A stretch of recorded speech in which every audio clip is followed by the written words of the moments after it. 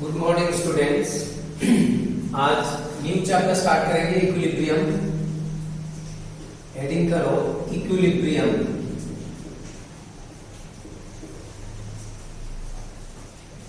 Equilibrium, तो equilibrium का definition क्या है? What is equilibrium? Equilibrium it is a state, it is a state at which a rate of forward reaction is equal to rate of backward reaction. Forward rate और backward rate जब क्या हो जाता है, equal हो जाता है, तो स्टेज को क्या बोलते हैं? Equilibrium. Forward rate means RF, backward rate means RB। R क्या है? रेट, और F stands for forward, B stands for backward. तो इक्विलिब्रियम का कंडीशन मिल गया RF इक्वल टू RB। ये है condition at equilibrium. Equilibrium condition में क्या होता है? फॉरवर्ड रेट और बैकवर्ड रेट इक्वल। तो ये हो गया इक्विलिब्रियम का डेफिनेशन। अब इसके बाद बताएंगे ये प्रोसेस क्या है। देखो, रिएक्टेंट, रिवर्सिबल प्रोडक्ट, ये क्या साइन है? Reversible sign. ये कब आता है? ये साइन जब इक्विलिब्रियम स्टेज होता है। इसका मीनिंग क्या है? रिएक्शन फॉरवर्ड में भी जाएगा एज वेल एज बैकवर्ड में भी जाएगा। Means forward rate and backward rate दोनों क्या है? इक्वल जब होगा तब ये साइन आएगा। तो ये साइन का मतलब पता चल गया। इसको क्या बोलते हैं? Reversible sign. रिवर्सिबल साइन कब होगा? ये एट इक्विलिब्रियम। अब देखो, ये रिएक्शन अगर दोनों तरफ मूव करेगा तो ये रिएक्शन कंप्लीट होगा कि इनकम्प्लीट होगा? इसके साथ कंपेयर करो ये रिएक्शन। सपोज रिएक्टेंट प्रोडक्ट में कन्वर्ट हो रहा है और ये साइन क्या इंडिकेट करता है? Reaction goes only in forward, backward में नहीं जा रहा, ओनली फॉरवर्ड डायरेक्शन। तो अगर ओनली फॉरवर्ड में जाएगा तो क्या होगा? रिएक्टेंट ब्रेक होगा और प्रोडक्ट मेक होगा। ये ब्रेक होते रहेगा, ये मेक होते रहेगा। तो ब्रेक होते होते होते होते आफ्टर सम टाइम ये क्या हो जाएगा? जीरो हो जाएगा और ये क्या हो जाएगा? मैक्सिमम हो जाएगा। उस टाइम में क्या होगा? ये रिएक्शन स्टॉप हो जाएगा। क्यों? क्योंकि इसका अमाउंट तो है ही नहीं, क्या कन्वर्ट होगा। तो अगर ये फॉरवर्ड में जाते रहेगा जाते रहेगा जाते रहेगा, आफ्टर सम टाइम ये रिएक्शन क्या होगा? कंप्लीट। लेकिन ये रिएक्शन कभी कंप्लीट नहीं होगा। This is incomplete process. क्यों इनकम्प्लीट? फॉरवर्ड में जाएगा जाएगा जाएगा, आफ्टर सम टाइम बैकवर्ड में आएगा, बैकवर्ड, फिर फॉरवर्ड बैकवर्ड, फॉरवर्ड बैकवर्ड, मतलब डेस्टिनेशन में कभी पहुंचेगा ही नहीं। ये लेकिन डेस्टिनेशन में पहुंच जाएगा। Forward forward forward, ultimately product मिलेगा, रिएक्टेंट आपको मिलेगा ही नहीं, एक ही तरफ जाएगा। फिर जाते जाते इसका अमाउंट जीरो हो जाएगा, फिर रिएक्शन क्या हो जाएगा? स्टॉप। दैट इज कंप्लीट हो जाएगा। लेकिन ये इनकम्प्लीट प्रोसेस, मतलब ये रिएक्शन चलते रहेगा, नॉन स्टॉप चलते रहेगा, non stop. The reaction is going on forever, चलते रहेगा नॉन स्टॉप। और इसीलिए इक्विलिब्रियम को क्या बोलते हैं? Dynamic process. इक्विलिब्रियम प्रोसेस को क्या बोलते हैं? Dynamic process. डायनामिक वर्ड का मतलब क्या है? स्टॉप नहीं होने वाला जो चीज है, नहीं होता है स्टॉप, चलते रहेगा, dynamic. This is not dynamic. ये जाते जाते आफ्टर सम टाइम स्टॉप होगा, बट ये स्टॉप नहीं होगा क्योंकि ये फॉरवर्ड में भी जाएगा, बैकवर्ड में भी जाएगा, फॉरवर्ड में जाएगा, बैकवर्ड, चलते रहेगा रिएक्शन। तो ये हो गया इक्विलिब्रियम प्रोसेस, जिसको हम लोग क्या बोलते हैं? Dynamic process. अब नेक्स्ट आता है law of mass action. Law of mass action. What is law of mass action? तो क्या है law of mass action? Rate of reaction, rate of reaction is directly proportional, directly proportional, directly proportional to active mass. Further जिसको हम लोग क्या बोलते हैं? Dilute solution के लिए कॉन्सेंट्रेशन। या एक्टिव मास को क्या बोलते हैं? Concentration. Concentration. Rate of reaction is directly proportional to active mass of what? Reactant. Rate किसके ऊपर डिपेंड करता है? रिएक्टेंट का एक्टिव मास के ऊपर डिपेंड करता है, active mass. That is we can write, देखो एक रिएक्शन के लिए लिख सकते हैं, जैसे एक रिएक्शन है रिवर्सिबल रिएक्शन, रिएक्टेंट किसमें कन्वर्ट हो रहा है? प्रोडक्ट। तो ये रिएक्शन के लिए रेट क्या होगा? Directly proportional to active mass, active mass of reactant होगा, एक्टिव मास ऑफ रिएक्टेंट। अच्छा ये तो पता ही है, रिएक्टेंट क्या है? प्रेजेंट, और प्रोडक्ट क्या है? फ्यूचर। तो मुझे एक चीज बताओ, आपका फ्यूचर कैसा होगा वो किसके ऊपर डिपेंड करेगा?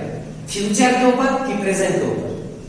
फ्यूचर में आपको सक्सेस मिलेगा कि सक्सेस नहीं मिलेगा, वो किसके ऊपर डिपेंड करेगा? फ्यूचर के ऊपर डिपेंड करेगा कि प्रेजेंट में आप क्या कर रहा है वही रिफ्लेक्ट करेगा फ्यूचर में। तो रेट ऑफ द प्रोसेस किसके ऊपर डिपेंड करेगा? फ्यूचर नहीं प्रेजेंट के ऊपर डिपेंड करेगा, दैट इज रिएक्टेंट के ऊपर डिपेंड करेगा। इसीलिए तो रिएक्टेंट लिया है। ये प्रोपोर्शनल का मतलब क्या है? जैसे x प्रोपोर्शनल टू y, इसका मीनिंग क्या है? x डिपेंड्स ऑन y, मतलब रेट रिएक्टेंट के ऊपर डिपेंड करता है। प्रोपोर्शनल का मतलब क्या है? डिपेंड होना, यही मीनिंग है प्रोपोर्शनल। तो पता चल गया, रेट किसके ऊपर डिपेंड करता है? रिएक्टेंट के ऊपर, दैट इज प्रेजेंट के ऊपर डिपेंड करता है। और रिएक्टेंट का किसके ऊपर डिपेंड करता है? एक्टिव मास ऑफ रिएक्टेंट नहीं, एक्टिव मास ऑफ रिएक्टेंट। जैसे हम बता रहा है, अगर आपका फ्यूचर क्या होगा वो देखना है, वो किसके ऊपर डिपेंड करेगा? प्रेजेंट में आप क्या कर रहा है? पढ़ाई कर रहा है कि नहीं कर रहा है? अब देखो दो स्टूडेंट है, एक स्टूडेंट पढ़ाई कर रहा है जैसे तैसे लेकिन पढ़ रहा है, और एक स्टूडेंट कंसंट्रेशन देके पढ़ रहा है। तो बताओ किसका पढ़ाई ज्यादा एक्टिव है? जैसे तैसे जो पढ़ रहा है उसका पढ़ाई एक्टिव नहीं है, जो कंसंट्रेशन देके पढ़ रहा है उसका पढ़ाई क्या है? उसका स्टडी क्या है? एक्टिव है। तो किसका फ्यूचर ब्राइट होगा? जो जैसे तैसे पढ़ाई कर रहा है कि जो एक्टिवली पढ़ाई कर रहा है?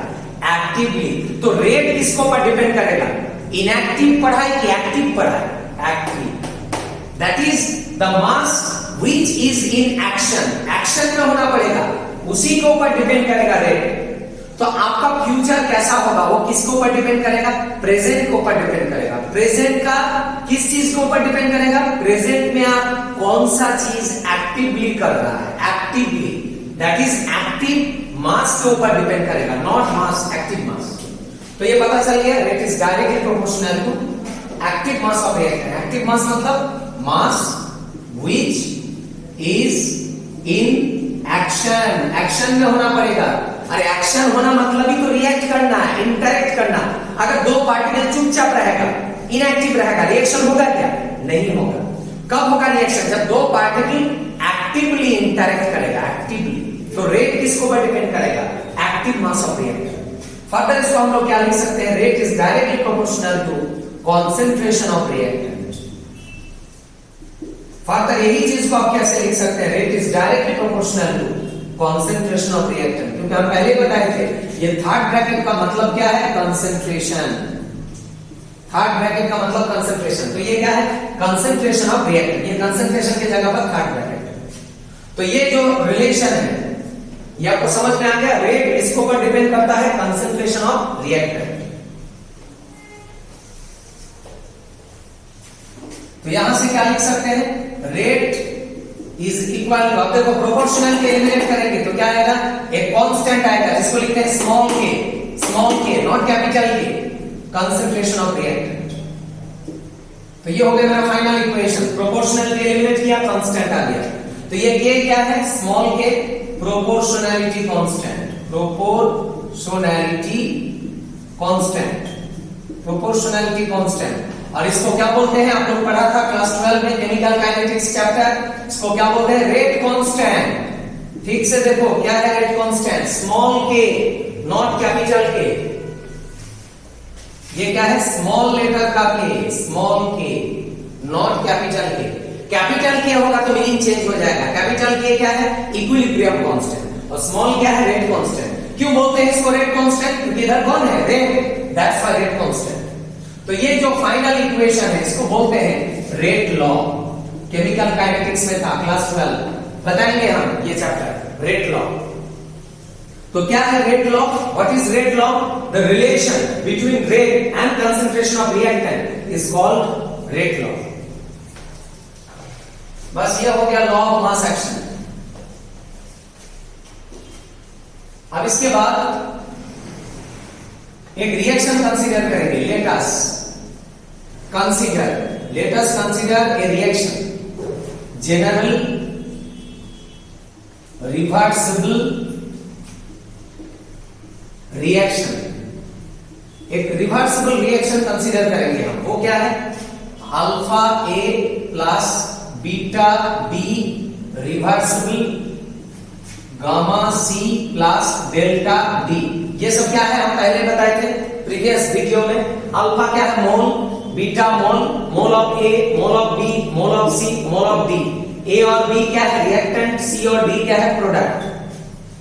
तो जो भी है यहां पर ए और बी क्या है? रिएक्टेंट, सी और डी क्या है? प्रोडक्ट।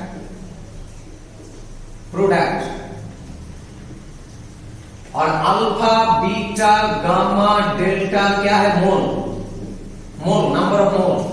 तो जो भी है ये रिवर्सिबल रिएक्शन कंसीडर किया हम। अब हम लेंगे फॉरवर्ड रिएक्शन कंसीडर करेंगे। क्या है फॉरवर्ड रिएक्शन? फॉरवर्ड रिएक्शन है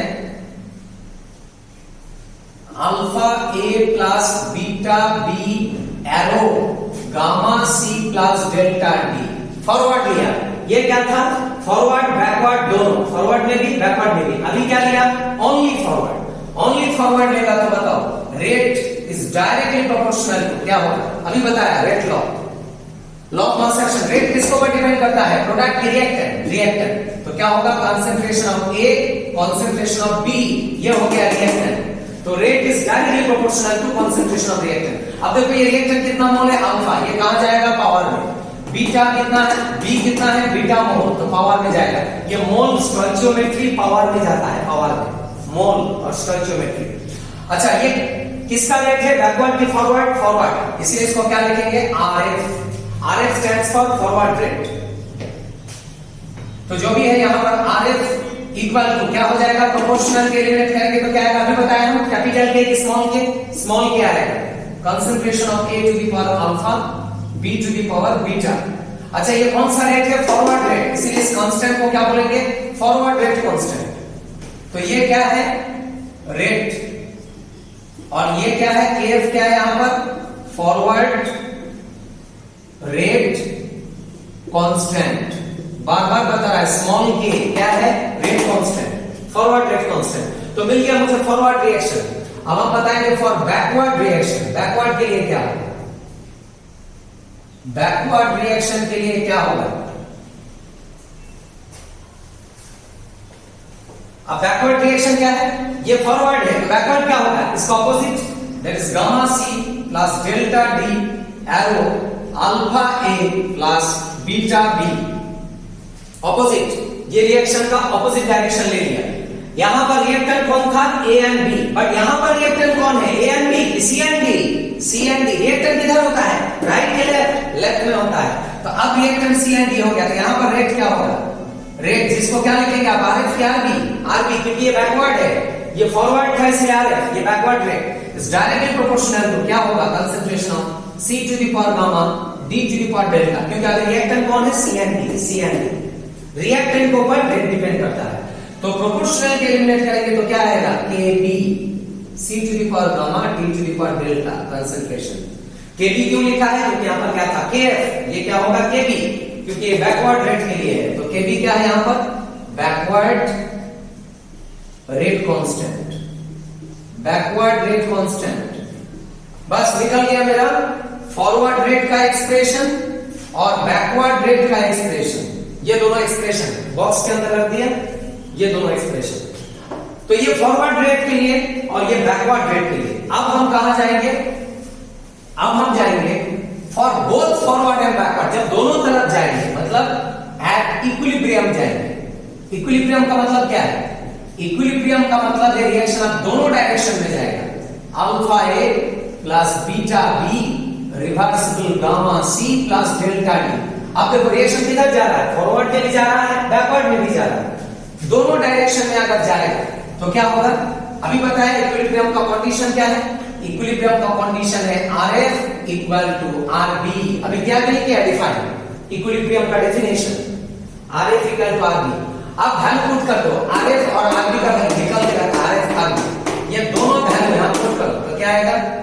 KF concentration of A to the power alpha B to the power beta, और RB क्या है? KB concentration of C to the power gamma D to the power delta. ये हो गया RF और RB का expression. ये जो नीचे लिखा था उसको पुट किया था। फिर इसको सॉल्व करने से क्या आएगा? KF by KB क्या हो जाएगा? C to the power gamma D to the power delta divided by A to the power alpha B to the power beta, यह आ जाएगा KF by KB। अच्छा, KF by KB क्यों किया? KB by KF क्यों नहीं किया? उसका भी एक लॉजिक है। हम लोग का एम क्या है एक्चुअली? क्या प्रिपेयर करना है? Always product. हम लोग का एम क्या है? प्रोडक्ट प्रिपेयर करना। मतलब किधर जाना है एक्चुअली?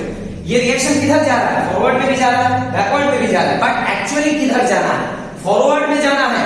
क्या चाहिए आपको? Product C and D।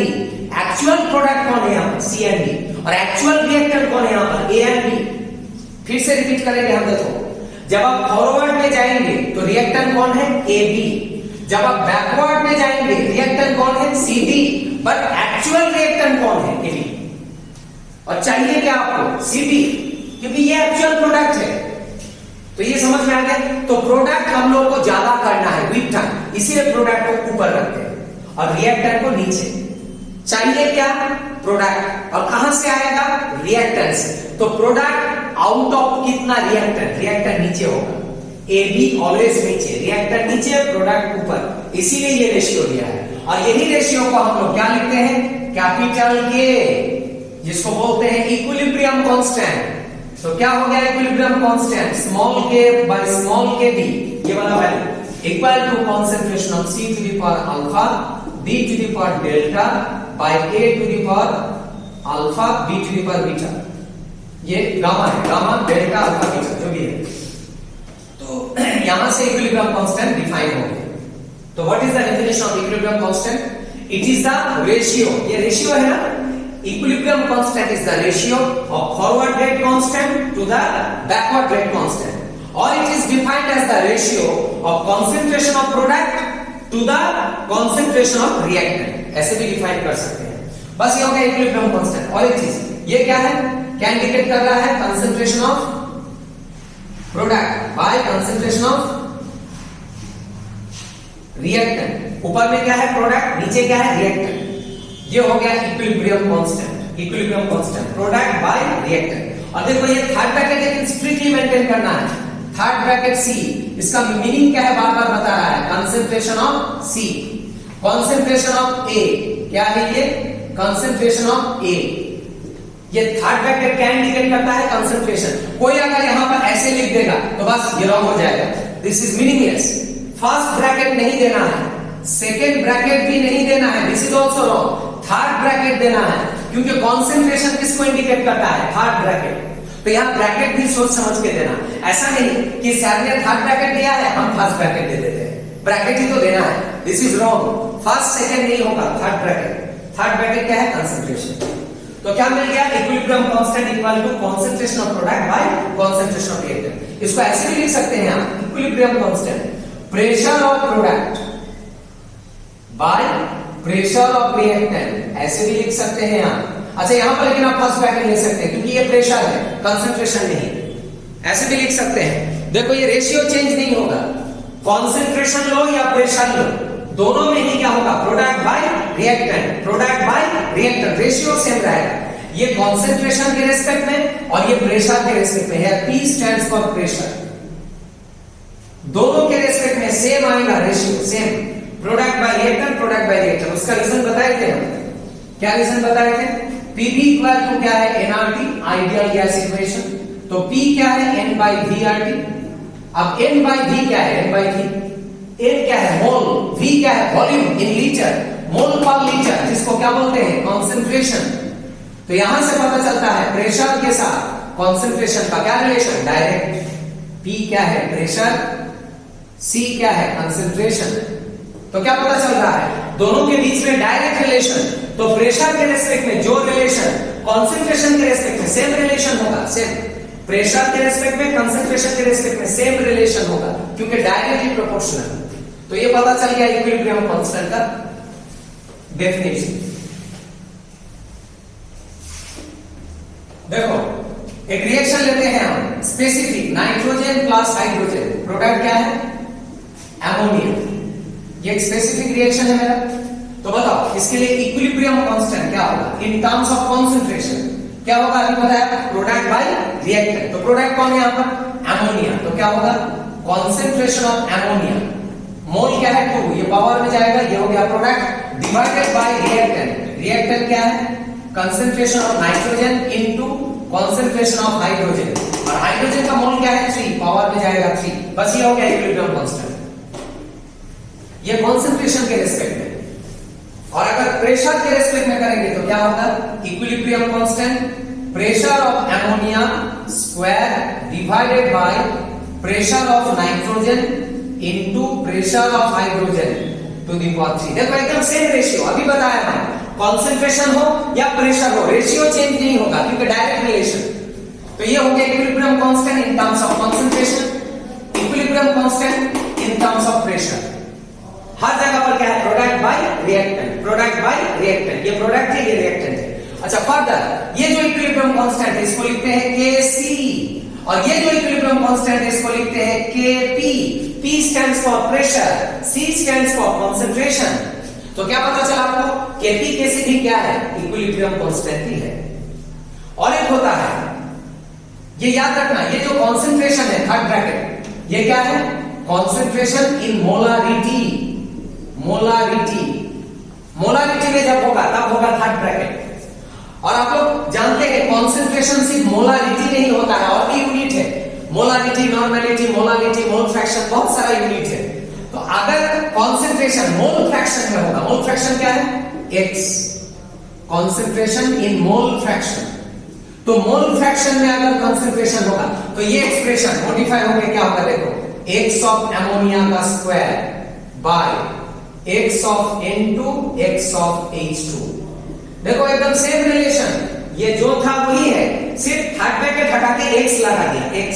x क्या है? Mole fraction. तब ये इक्विलिब्रियम कांस्टेंट को क्या लिखेंगे? Kx। x stands for mole fraction. तो हर जगह पर क्या है? Product by reactant, product by reactant, product by reactant.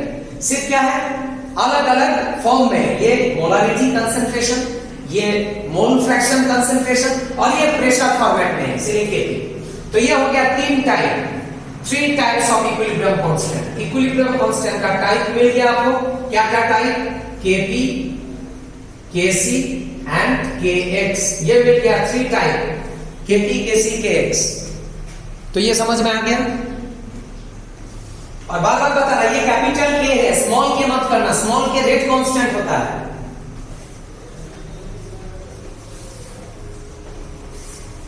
अब हम बताएंगे रिलेशन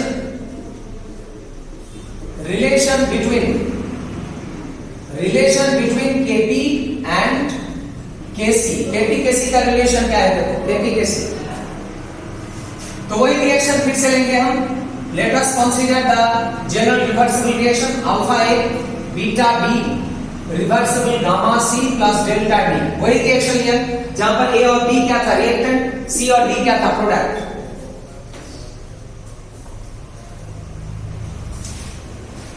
तो ये रिएक्शन ले लिया। अब बताओ यहां से Kc का एक्सप्रेशन क्या आएगा और Kp का एक्सप्रेशन क्या आएगा?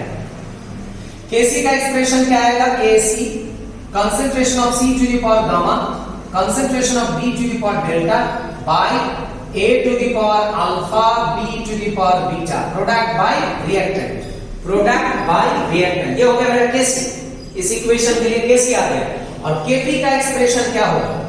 concentration of pressure of C to the power gamma, pressure of D to the power delta divided by pressure of A to the power alpha, pressure of B to the power beta। ये हो गया Kp का expression in terms of pressure.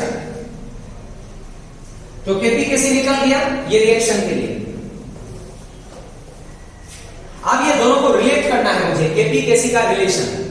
अब बताओ PV equal to क्या था, ideal gas equation NRT, तो P क्या है N by V R T, अभी थोड़ा देर पहले बताए थे, और एन बाई वी क्या है मोल पर लीटर, क्या होता है कंसेंट्रेशन, सी क्या है एन बाई वी मोल पर लीटर, जिसको क्या बोलते हैं मोलारिटी, मोल पर लीटर, दैट इज क्या है कंसेंट्रेशन, कंसेंट्रेशन का यूनिट है मोलारिटी। तो यहां से मिल गया पी सी आर टी, तो P equal to C R T होने से बताओ पी ए क्या होगा C of A R T, R तो यूनिवर्सल कांस्टेंट है, आर सेम रहेगा, टेंपरेचर भी कांस्टेंट, प्रेशर चेंज होगा तो कंसंट्रेशन चेंज होगा, डायरेक्टली प्रोपोर्शनल।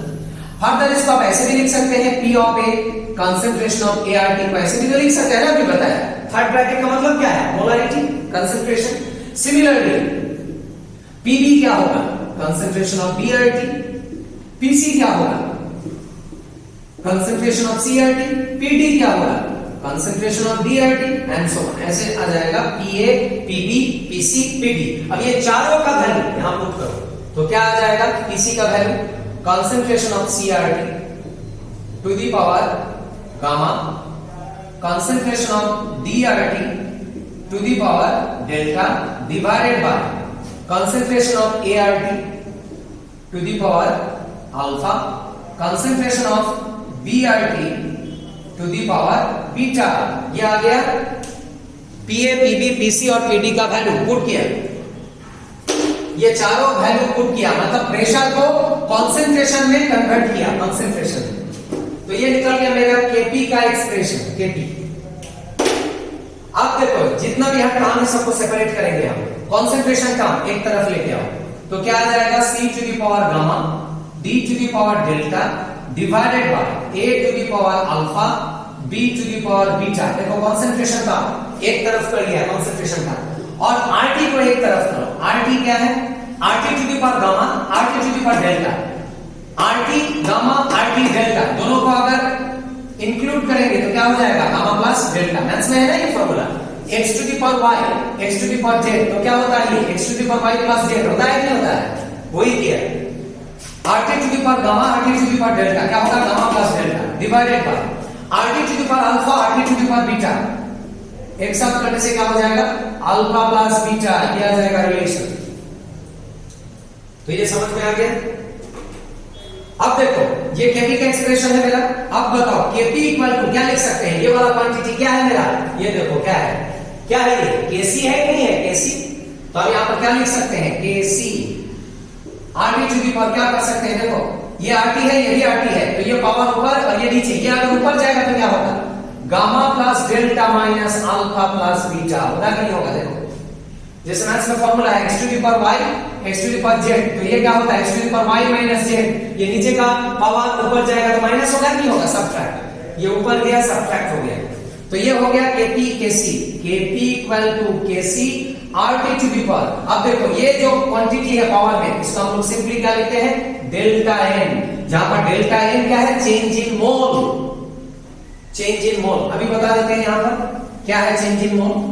जैसे मेरा रिएक्शन क्या था alpha A plus beta B reversible gamma C plus delta B, तो बताओ ये अल्फा क्या था बीटा क्या था मोल, ये गामा क्या था डेल्टा क्या था मोल, ये क्या है मोल ऑफ रिएक्टेंट ये मोल ऑफ प्रोडक्ट, तो चेंज इन मोल क्या है फाइनल माइनस इनिशियल, फाइनल मोल क्या है फाइनल मोल गामा प्लस डेल्टा, और इनिशियल मोल क्या है अल्फा प्लस बीटा, और मोल क्या है मास, और मास क्या है एडिटिव इसलिए मास ऐड हो जाएगा gamma plus delta alpha plus beta final minus initial, यही है मेरा डेल्टा n, डेल्टा n। और बार बार बताया कि delta n change in mole always for gas लेना है गैस, क्योंकि आपने क्या लिया था ideal gas equation, liquid equation नहीं लिया था, गैस के लिए देखना है चेंज इन मोल, तो ये हो गया मेरा change in mole for gas. देखो यही क्वांटिटी था ये इसके जगह पर लिखा डेल्टा n, तो निकल गया केपी केसी का रिलेशन।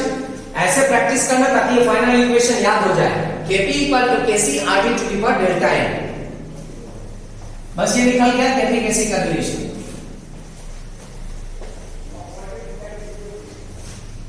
अच्छा यहां पर और एक चीज बता देंगे, स्टेट्स ऑफ मैटर पढ़ाएंगे हम बाद में, states of matter gaseous state से एक आपको एक्सप्रेशन मिलेगा, गैसियस स्टेट क्या था गैसियस स्टेट में गैसियस स्टेट में ये वाला रिलेशन था, partial pressure is equal to total pressure into mole fraction. ये रिलेशन को बाद में हम डिराइव करेगा जब स्टेट्स ऑफ मैटर पढ़ाएगा। तो गैसियस स्टेट के लिए क्या होता है, पी आई क्या है कंपोनेंट, आई क्या है component for a particular component, और स्मॉल p क्या है पार्शियल प्रेशर। क्या है ये पार्शियल प्रेशर, पार्शियल मतलब टोटल प्रेशर का फ्रैक्शन ऑफ प्रेशर, मतलब ये कम है partial, that's why small p। और ये टोटल प्रेशर है, टोटल प्रेशर, इसीलिए इसको कैपिटल P दिया है, कैपिटल P, ये ज्यादा होगा। और ये तो बताइए मोल फ्रैक्शन। तो ये रिलेशन को हम अप्लाई करेंगे यहां, कैसे आया क्यों आया बाद में आपको पता चल जाएगा स्टेट्स ऑफ मैटर। तो ये रिलेशन को अप्लाई करेंगे और यहां से देखो ये P ऑफ I को अगर हम लिखेंगे P ऑफ A तो क्या होगा, P ऑफ A, I को A किया A कंपोनेंट, तो ये क्या हो जाएगा कैपिटल P इनटू X, होगा कि नहीं होगा। देखो सिमिलरली अगर इसको पार्शियल प्रेशर ऑफ B लेगा तो क्या होगा कैपिटल P इनटू XB, अगर P C लेगा तो क्या होगा कैपिटल P इनटू XC, अगर P D लेगा तो ये क्या हो जाएगा कैपिटल P इनटू XD। मतलब प्रेशर को मोल फ्रैक्शन में कन्वर्ट कर रहा है, मोल फ्रैक्शन। बस अब ये चारों वैल्यू यहां पर पुट करो, Kp इक्वल टू क्या था हम लोग का, pressure of C to the power gamma, pressure of D to the power delta divided by क्या था, pressure of A to the power alpha, pressure of B to the power beta. ये था नहीं था Kp।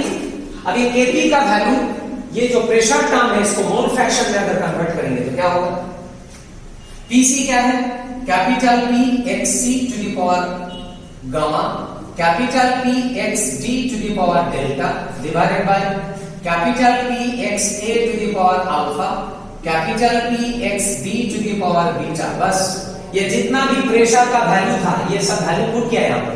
तो ये हो गया मेरा Kp का expression in terms of mole fraction. तो जितना भी प्रेशर टर्म एक तरफ और मोल फ्रैक्शन एक तरफ करो, तो ये मोल फ्रैक्शन मेरा एक तरफ आ गया, mole fraction CD by AB सबको एक तरफ किया, और प्रेशर टर्म को एक तरफ करो। ये क्या है P to the power gamma, P to the power delta, तो क्या होगा P to the power gamma plus delta divided by P to the power alpha, P to the power beta, क्या हो जाएगा अल्फा प्लस बीटा। फिर बताओ ये जो क्वांटिटी है क्या है, ये mole fraction of product by mole fraction of reactant, क्या है ये, अभी थोड़ा देर पहले बताए थे Kx। बस ये रिलेट हो गया Kp Kx। तो Kp कैसे रिलेट किया था, ये Kp Kx रिलेशन है। और ये क्या है, ऊपर में गामा प्लस डेल्टा, और ये ऊपर जाएगा तो क्या होगा माइनस अल्फा प्लस बीटा। फिर इसको सॉल्व करने से आ जाएगा Kx P to the power delta n, अभी बताया ना ये चेंज इन मोल है। तो ये हो गया Kp Kx का रिलेशन। तो जैसे Kp कैसे बताया था वैसे Kp Kx बता दिया रिलेशन। तो ये हो गया Kp Kx relation.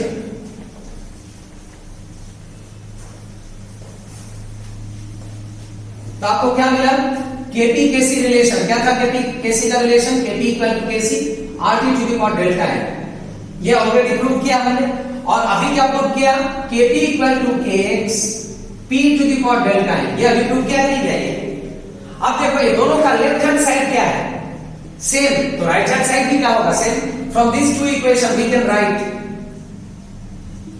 Kx P to the power delta n is equal to Kc RT to the power delta n। लिख सकते हैं कि नहीं, देखो ये दोनों से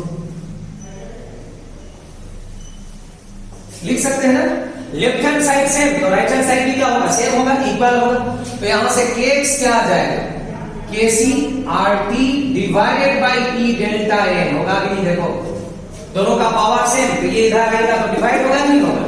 अब बताओ RT बाय P क्या है, since we know that P भी इक्वल टू क्या है RT, 1 मोल गैस के लिए।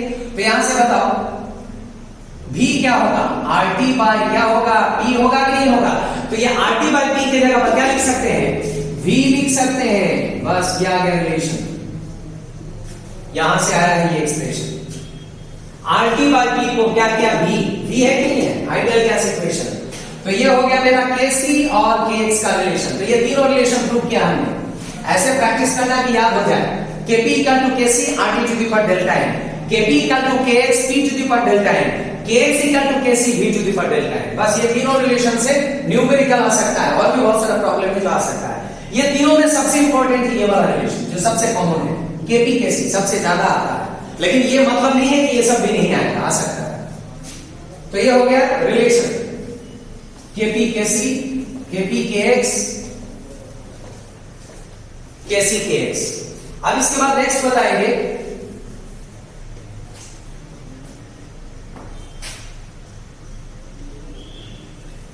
Loss अटेलियर principal. लॉस अटेलियर नहीं, सॉरी, उससे पहले एक चीज बता देते हैं। देखो रिवर्सिबल रिएक्शन के लिए मेरा यहां पर 3 कंडीशन होगा, ये बहुत इंपॉर्टेंट है, आते रहता है एग्जाम में न्यूमेरिकल। कंडीशन नंबर देखो 1, मेरा फर्स्ट कंडीशन है, condition number 1, A reversible B. ये मेरा एक इक्विलिब्रियम रिएक्शन है, ए रिवर्सिबल बी। ए क्या है? रिएक्टेंट, बी क्या है? प्रोडक्ट। इसका जो इक्विलिब्रियम कांस्टेंट है ये कितना है? concentration of B by concentration of A। अभी बताया क्या है equilibrium constant? Product by reactant, product by reactant, equilibrium constant in terms of concentration. मतलब ये Kc है, Kc हम क्या लिखा है सिंपली। तो बताओ अगर ये रिएक्शन का डायरेक्शन चेंज करेंगे तो क्या होगा? डायरेक्शन चेंज किया, अब इक्विलिब्रियम कांस्टेंट क्या होगा? K prime. ये K था, ये K प्राइम चेंज होगा क्योंकि रिएक्शन का डायरेक्शन चेंज हुआ।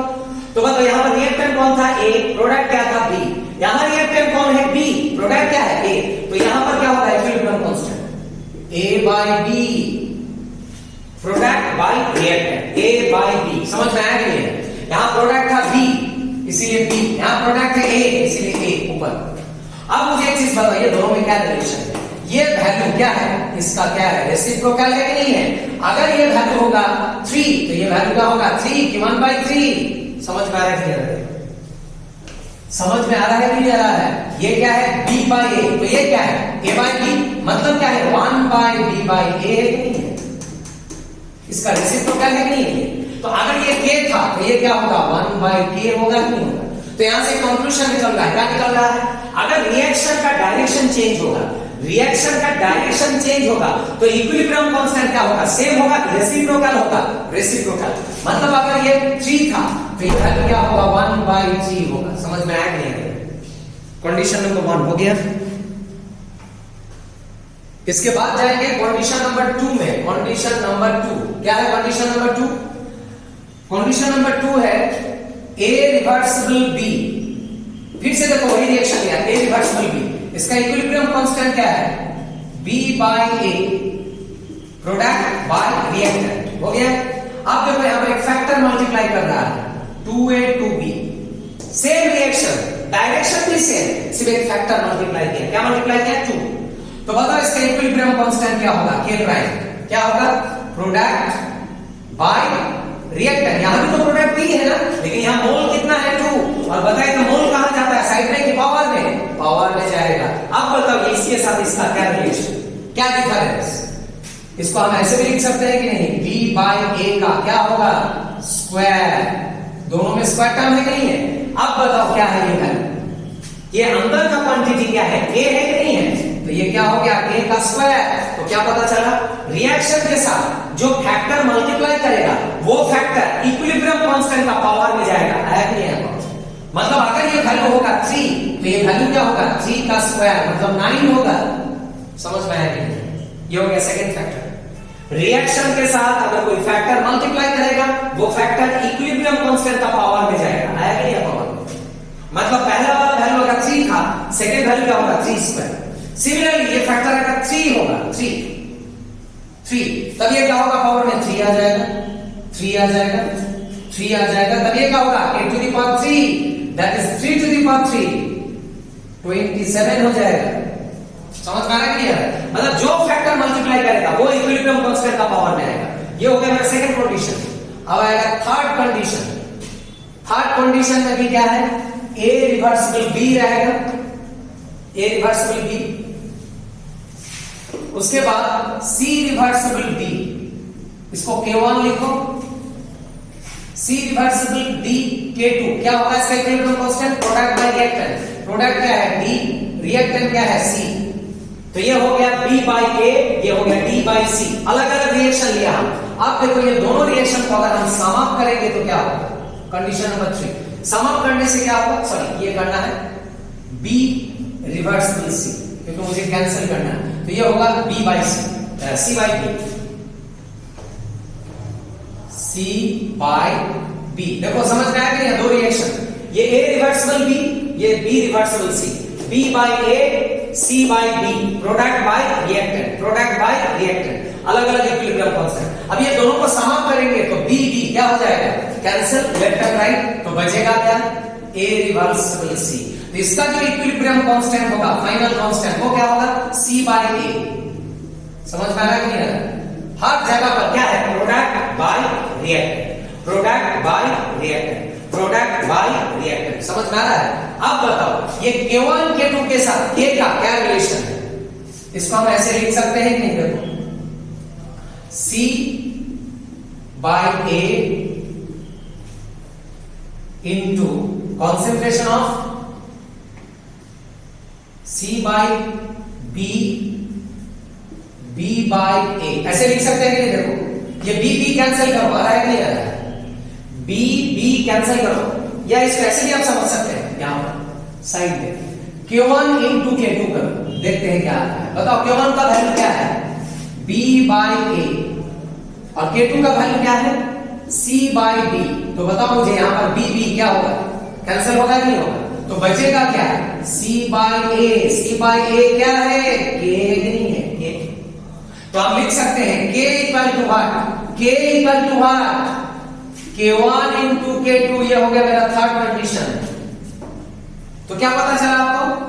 अगर रिएक्शन समाप्त होगा तो फाइनल इक्विलिब्रियम कांस्टेंट क्या होगा? सम ऑफ कांस्टेंट की प्रोडक्ट ऑफ कांस्टेंट, प्रोडक्ट होगा, product of constant. Hess's law में क्या था? सम ऑफ हीट, क्योंकि वो हीट था, ये हीट नहीं है, ये इक्विलिब्रियम कांस्टेंट है। इक्विलिब्रियम कांस्टेंट होगा तो प्रोडक्ट होगा, सम करने से प्रोडक्ट। और हेसेस लॉ में क्या था? सम हो जाता है हीट। तो जो भी है, तो तीन कंडीशन बताया है। फर्स्ट कंडीशन क्या बताया? रिपीट करते हैं। अगर रिएक्शन का डायरेक्शन चेंज होगा तो इक्विलिब्रियम कांस्टेंट रेसिप्रोकल होगा। सेकंड कंडीशन क्या था? जो फैक्टर मल्टीप्लाई करेगा वो फैक्टर इक्विलिब्रियम कांस्टेंट का पावर में जाएगा। थर्ड कंडीशन, अगर रिएक्शन समाप्त होगा तो फाइनल इक्विलिब्रियम कांस्टेंट क्या होगा? Product of the equilibrium constant of several state. बस ये हो गया, यहां तक रखो।